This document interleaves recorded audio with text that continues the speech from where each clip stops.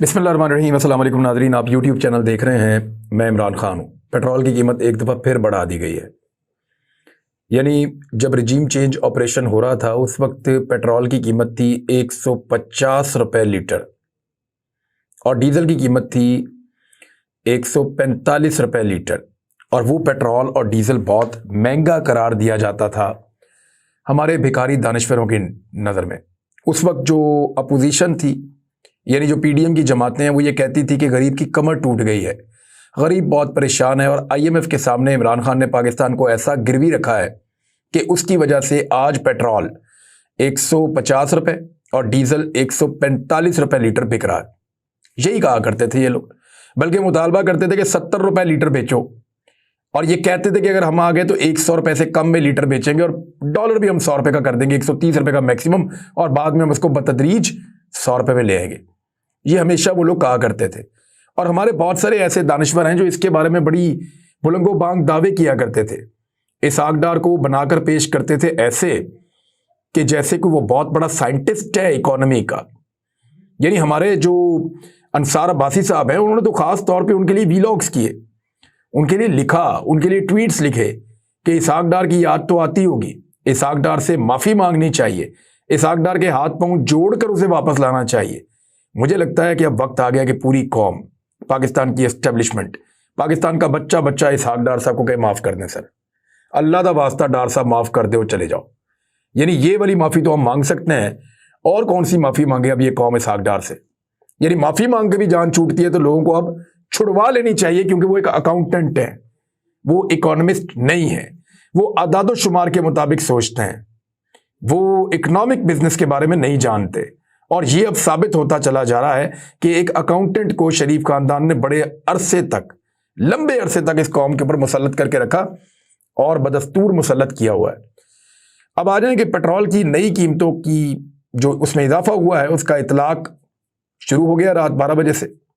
फिर हमने देखा कि लोग एहतजाज के लिए नहीं निकले, लोग पेट्रोल पंपों पे लाइनें लगाने के लिए निकल पड़े। हुकूमत ने पेट्रोल 22 रुपये 22 पैसे फी लीटर महंगा कर दिया है। इमरान खान के दौर में जब 3 रुपये या 4 रुपये या 5 रुपये लीटर महंगा होता था तो हमारे कुछ दोस्त नाच नाच के घुंघरू तोड़ देते थे। शहबाज शरीफ के, मरियम नवाज के, नवाज शरीफ के दिल में दर्द हो जाती थी लंदन में। वो कहते थे गरीब के लिए मेरा दिल खून के आंसू हो रहा है, ये जो पेट्रोल महंगा कर दिया। ये होता था उस वक्त, बड़े दुखी रहते थे। लेकिन अब डार साहब ने, उनकी डार साहब की बरकत से 22 रुपये 20 पैसे पेट्रोल महंगा हो गया और डीजल जो है वो 17 रुपये 20 पैसे मजीद महंगा हो गया। और अब जो नई कीमत आई है, जरा वो कीमत आप सुन लें ताकि होश आए पूरे पाकिस्तान को, पाकिस्तान के साथ हुआ क्या है। इस वक्त जो नई कीमत है पेट्रोल की वो है जी 272 रुपये। 272 रुपये फी लीटर पेट्रोल पाकिस्तान में मिल रहा है। ये 150 रुपये का बहुत महंगा था और 272 रुपये का सस्ता पेट्रोल मिल रहा है। इसके ऊपर ना ट्रांसमिशन होंगी, इसके ऊपर ना बहुत ज़्यादा ज़मीन आसमान के कलाबे मिलाए जाएंगे, क्योंकि 95% मीडिया पीडीएम की इस हुकूमत को सपोर्ट करके इस गुनाह कबीरा का हिस्सा बन रहा है। अब मुझे बताएं कि आम आदमी पेट्रोल कहाँ से डलवाएगा? यानी जो आदमी अपने मोटरसाइकिल में 1 लीटर पेट्रोल इस्तेमाल करता है, मरियम नवाज इसको पेट्रोल कहती हैं, तो वो जो 1 लीटर पेट्रोल इस्तेमाल करता है अपनी मोटरसाइकिल में, वो 272 रुपये का पेट्रोल फूंक देता है 1 लीटर के अंदर। जो गाड़ी में इस्तेमाल करता है वो मिडिल क्लास आदमी, वो तो बेचारा अब गाड़ी चला ही नहीं सकता। और डीजल की कीमत, जो किसान ज्यादातर इस्तेमाल करते हैं, डीजल ट्रांसपोर्ट में इस्तेमाल होता है, बसों में इस्तेमाल होता है, बड़ी गाड़ियों में, ट्रक्स में इस्तेमाल होता है। जो गुड्स ट्रांसपोर्ट होती है, जो चीजें लाने ले जाने के लिए, सब्जियां, फल, बाकी चीजें, ट्रैक्टर्स के अंदर चलता है, हार्वेस्टर्स के अंदर चलता है, जो पीटर इंजन के अंदर चलता है, जनरेटर्स के अंदर चलता है, वो डीजल 280 रुपये फी लीटर हो गया। ये किया इन्होंने पेट्रोल और डीजल की कीमत के साथ। और इसके लिए अगर आपने दुआएं देनी हो ना, तो आपने हैंडलर्स को देनी है, आपने सहूलतकारों को देनी है, आपने उनको देनी है जिन्होंने अच्छे खासे चलते हुए मुल्क का बेड़ा गर्क करवा दिया इस अजीबो गरीब तजर्बाकार भानमती के कुंबे को लाकर।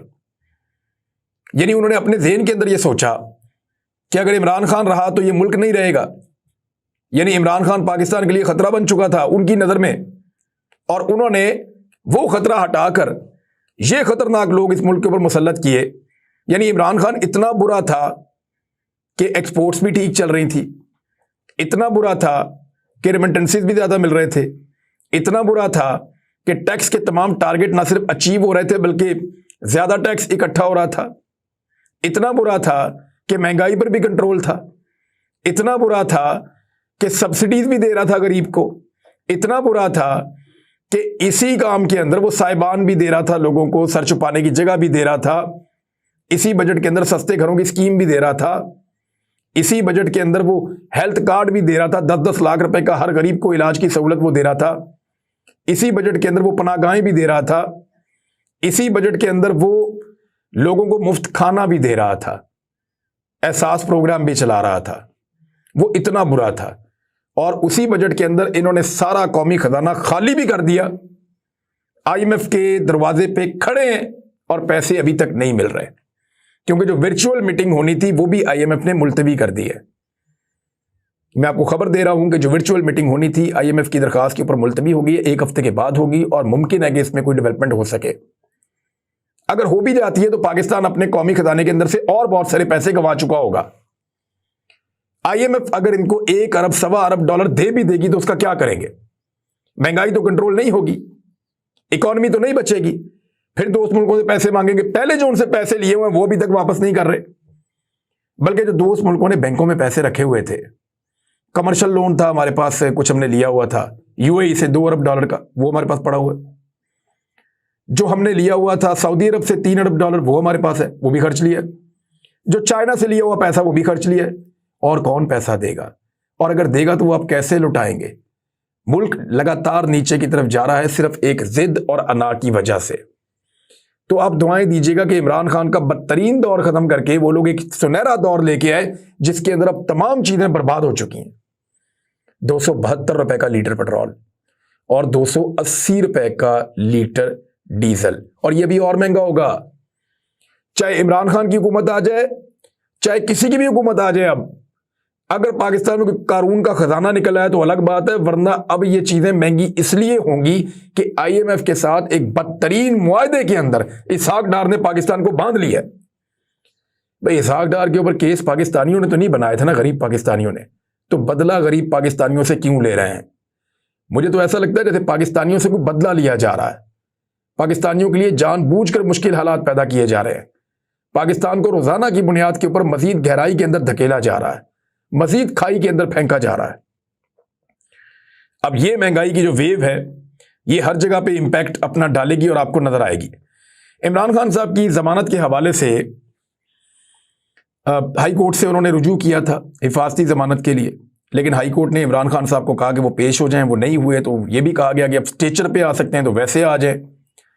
वकला ने कहा कि जी इससे पहले भी ऐसी मिसालें मौजूद हैं कि घर में मौजूद है लोग और उनको ज़मानत मिल गई, तो इमरान खान की हमने आपको मेडिकल सर्टिफिकेट दिया, उसके मुताबिक ज़मानत दे दी जाए। तो अदालत ने आज सुबह तक के लिए इसको मुलतवी कर दिया था दरख्वास्त को, देखें आज क्या होता है। और समाअत जो है सुबह तक के लिए मुलतवी है और सुबह दोबारा ये लगेगा केस, हो सकता है इमरान खान को पेश होना पड़े। लेकिन अब तक जो मेरी बात हुई है उसके मुताबिक पाकिस्तान तहरीक इंसाफ के लोगों ने ये फैसला किया है कि इमरान खान साहब इस हालत में हाई कोर्ट के अंदर पेश होने नहीं जाएंगे और कोशिश की जाएगी कि वैसे ही ज़मानत हासिल की जाए। अगर ज़मानत नहीं मिलेगी तो फिर गिरफ्तारी की तरफ जाएगा मामला। तो क्या इमरान खान को गिरफ्तार करने का रिस्क इस वक्त एस्टेब्लिशमेंट ले सकती है? क्योंकि मैंने पहले भी आपसे कहा कि वहाँ पे लोग बहुत जज्बात के साथ मौजूद हैं। अगर कोई जानी माली नुकसान या कोई इस तरह की चीज़ होती है तो इस मरतबा इल्ज़ाम सिर्फ पॉलिटिकल पार्टीज़ पे नहीं आएगा, इल्ज़ाम पाकिस्तान की एस्टेब्लिशमेंट पर भी आएगा। तो पाकिस्तान की एस्टेब्लिशमेंट क्या इस बोझ को उठाना चाहती है? खास तौर पे उस वक्त उठाना चाहती है जब पेट्रोलियम मसनूआत की कीमतें आसमान से बातें कर रही हैं, जब पाकिस्तान की जो इकॉनमी है वो ज़मीन बोझ हो चुकी है, जब हुकूमत अपनी पूरी मकबूलियत खो चुकी है और बोझ एस्टेब्लिशमेंट के ऊपर पड़ा हुआ है। पेट्रोलियम मसनूआत की कीमतों में इजाफे से भी बुरी एक और खबर है, और वो खबर यह है कि गैस की कीमत में 112% तक इजाफा कर दिया गया है। ये ओगरा ने गैस की कीमत में 112% तक का इजाफा कर दिया है और यह बताया गया है कि अब ये 4 स्लैब्स बनाए गए हैं और जो बहुत थोड़ी सी गैस इस्तेमाल करते हैं, मिनिमल सी, जो लोग चाय शाय पकाते हैं, उनके लिए कोई थोड़ा सा उन्होंने रखा हुआ है मार्जिन। बाकी जो लोग हैं उनके लिए गैस की कीमतों में बहुत इजाफा हो गया है। मिसाल के तौर पे अगर आपको 5,000 रुपये बिल आता था गैस का, तो ये आपको अब 10,000 रुपये भी आ सकता है या इससे ज़्यादा भी आ सकता है, क्योंकि 112% तक का इजाफा हुआ है गैस की कीमतों में, और ये इंतहाई अफसोसनाक है। माजी में अगर आप देखें तो डार साहब, शहबाज शरीफ साहब, बिलावल, मरियम, नवाज शरीफ, ये छोटी छोटी महंगाई की चीज़ों के ऊपर या 5%, 2% के इजाफे के ऊपर ये इतना रोला डालते थे कि जैसे बहुत बड़ी तबाही फिर गई है। लेकिन अब आप ऐसे देखें तो मौलाना फजलुर रहमान समेत इन सबको सांप सूंघा हुआ है, बल्कि इनके अंदर अपने भी इख्तलाफात पैदा हो चुके हैं। वो किस बारे में है वो मैं आपको बाद में बताता हूं। लेकिन 860 अशिया पाकिस्तान में ऐसी हैं जिनके ऊपर जनरल सेल टैक्स 25% तक चार्ज किया जाएगा। ये जो तरमीमी बिल फाइनेंस का पेश किया गया है ये उसके अंदर है। यानी इसाक डार साहब का एक ख्वाहिश था कि वो पाकिस्तान के अंदर बजट पेश करें, बजट तो वो नहीं पेश कर सके, तो ये ज़िमनी बजट उन्होंने पेश कर दिया है। उनकी ख्वाहिश तो पूरी हो गई, लेकिन पाकिस्तानियों की उन्होंने मत मार के रख दी है। उधर मरियम औरंगजेब साहिबा ने एक अजीबोगरीब ऐलान किया। उन्होंने कहा जी वुज़रा एक जो है वो कुर्बानी ऐसी दे रहे हैं कि वुज़रा अब तनख्वाह नहीं लेंगे। मैं वो एज इट इज़ आपको पढ़ के सुना देता हूँ जो मरियम औरंगजेब साहिबा ने कहा है, ताकि आपको आइडिया हो जाए कि कितनी बड़ी कुर्बानी वुज़रा दे रहे हैं। कौमी जज्बे के तहत मुस्लिम लीग नून के वुज़रा, पीपल्स पार्टी के नहीं है, बाकी जमातों के नहीं है, सिर्फ मुस्लिम लीग नून के वुज़रा, वैसे भी तगड़े लोग हैं, अमीर लोग हैं, और गरीब आदमी को तो वजीर बनाते ही कोई नहीं है। और वजीर बनता है कोई तनख्वाह के लिए बनता है, और 100 चीज़ें होती हैं जिसके लिए लोग वजीर बनते हैं, बड़ी मुराद होती है और बहुत कुछ होता है, और ऊपर नीचे से और बहुत काम होता है। बहरहाल कौमी जज्बे के तहत मुस्लिम लीग नून के वुज़रा बगैर तनख्वाह के काम करेंगे, वज़ीर इत्तलात मरियम औरंगजेब साहिबा ने कहा है।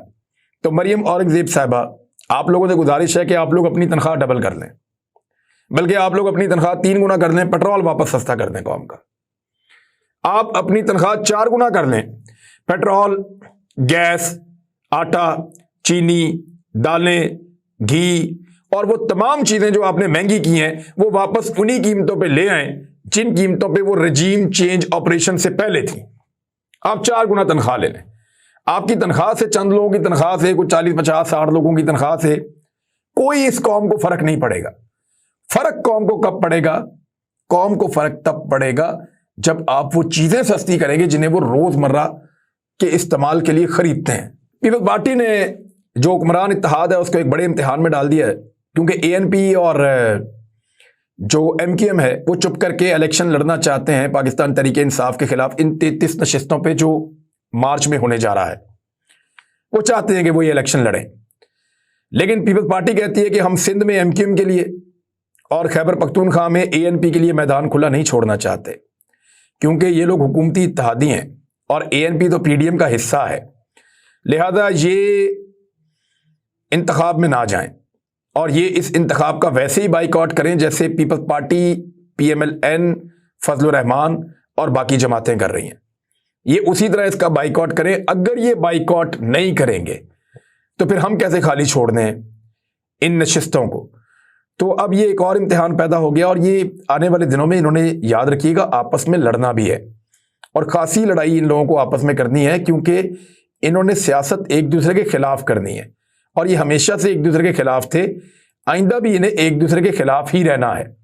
अब ये जो पेट्रोल की कीमत बढ़ाई गई है, इस पे कोशिश ये की जाएगी कि तवज्जो हटाने के लिए कोई पुलिस लगाई जाए, कोई थोड़ा सा मामला उठाया जाए, कोई कहा जाए कि इमरान खान को गिरफ्तार किया जाएगा, कभी किसी और को गिरफ्तार करने की कोशिश की जाए, कुछ छापे छापे मारे जाएं। तो ये हुकूमत अपनी हर नाअहली को, अपने हर नकम्मेपन को छुपाने के लिए कोई ना कोई फाशिस्ट एक्टिविटी करती है। मिसाल के तौर पे जब इमरान खान साहब के दौरे हुकूमत में पेट्रोल की कीमत 127 रुपए थी, तो उस वक्त शहबाज शरीफ साहब ने एक ट्वीट किया था, आज पेट्रोल की कीमत सिर्फ 10 महीने के बाद, 10 महीने की हुकूमत है शहबाज शरीफ की, तो 10 महीने की शहबाज शरीफ की हुकूमत के बाद आज पेट्रोल की कीमत 127 से डबल अगर आप कर लें तो 254 बनता है, और उसके ऊपर भी अगर आप 18 रुपए और लगा दें तो फिर बनता है 272 रुपए। तो दुगनी से ज्यादा कीमत कर दी है। और शहबाज शरीफ साहब ने उस वक्त क्या कहा था जो आज खुद वजीर आजम है, जरा मैं आपको उनका ट्वीट पढ़ के सुनाता हूं। पेट्रोलियम मसनूआत की कीमतों में ना खत्म होने वाले इजाफे और महंगाई की शदीद लहर ने अवाम का जीना दोभर कर दिया है और इतनी बेहिसी अवामी वोट के बगैर इक्तदार में आने वाली हुकूमत ही दिखा सकती थी जो इक्तदार के नशे में बिल्कुल अंधी और बहरी हो चुकी है। मैं नहीं कह रहा, शहबाज शरीफ कह रहे हैं। अब जरा गौर से सुनिएगा शहबाज शरीफ अपनी हुकूमत के बारे में क्या कह रहे हैं। पेट्रोलियम मसनूआत की कीमतों में ना खत्म होने वाले इजाफे और महंगाई की शदीद लहर ने अवाम का जीना दो भर कर दिया है और इतनी बेहिसी अवामी वोट के बगैर इक्तदार में आने वाली हुकूमत ही दिखा सकती थी, यानी हुकूमत अवामी वोट से इक्तदार में नहीं आई, जो इक्तदार के नशे में बिल्कुल अंधी और बहरी हो चुकी है। ये कहा था इन्होंने अपनी हुकूमत के बारे में। एग्जैक्टली शहबाज शरीफ की हुकूमत पे पूरा उतरता है। ऐसा लगता है कि आने वाले दिनों में जनरल बाजवा के जिक्र के बगैर कोई वीलॉग पूरा नहीं होगा। उसकी वजह यह है कि शाहिद खाकान अब्बासी साहब ने भी एक बात बता दी मुबैना तौर पे, जो उनके हवाले से यहाँ सोशल मीडिया पे इंफॉर्मेशन मौजूद है और ये सारी मैच्योर भी हो जाएगी। कहना यह है कि जनरल कमर जावेद बाजवा मजीद एक्सटेंशन चाहते थे। यानी वो तो कहते हैं मैं नहीं चाहता था एक्सटेंशन, मैं तो ये चाहता था वो चाहता था, लेकिन नहीं, जनरल कमर जावेद बाजवा मजीद एक्सटेंशन चाहते थे। अब इसीलिए हमें समझ आ रही है कि वो इतने गुस्से में क्यों हैं। अब समझ आई उनके गुस्से की वजह, एक तो एक्सटेंशन नहीं मिली और ऊपर से जो है वो मंसूबा भी खराब हो गया। जिसको निकाला था वो ज्यादा ताकत के साथ वापस भी आ रहा है और अपनी ताकत भी खत्म हो गई है। तो एक्सटेंशन नवाज शरीफ साहब ने देने से इनकार किया। ये खबर आपको मैंने बहुत पहले दी थी, आपको याद होगा। उस वक्त सारे बहुत खिलाफ हो गए थे कि ये बात क्यों कर रहा है। तो मैं आपको वो वीलॉग निकाल के सुनाऊंगा जहां मैंने ये कहा था। अब तक के लिए इतनी, अपना ख्याल रखिएगा, अपने चैनल का भी। अल्लाह हाफिज़।